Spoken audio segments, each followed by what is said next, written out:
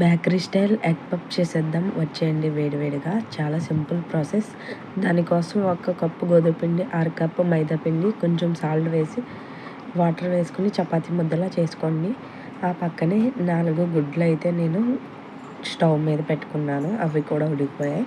తర్వాత ఒక ప్యాన్లోకి ఆయిల్ వేసుకుని ఉల్లిపాయ ముక్కలు, సాల్ట్ అండ్ పసుపు, ఉప్పు, కారం అండ్ గరం మసాలా, ధనియాల పౌడర్ వేసుకుని కొంచెం వాటర్ వేసుకుని మగ్గనివ్వండి. తర్వాత ఈ ఎగ్స్ని సగానికి కోసుకోండి. ఇలాగా వీడియోలో చూపించినట్టు మనం చపాతీలా చేసుకున్న దాంట్లో కర్రీ పెట్టుకుని ఎగ్ పెట్టుకుని దీన్నైతే ఇలా క్లోజ్ చేసుకుని ఒక ప్యాన్లో ఆయిల్ వేసుకున్న తర్వాత వీటిని వేసి అటు ఇటు తిప్పుతూ దోరగా అయితే ఫ్రై చేయండి. ఎగ్ పఫ్ అయితే మనకి చాలా ఈజీగా అయితే రెడీ అయిపోతాయి. చూసారా ఎంత యమ్మీగా అచ్చం బేకరీ స్టైల్లో కనిపిస్తున్నాయి కదా. ఇలాంటి ఎగ్ పఫ్ మీ ఇంట్లో కూడా చేసి మీ పిల్లలకి తినిపించండి. చాలా బాగుంది అంటారు.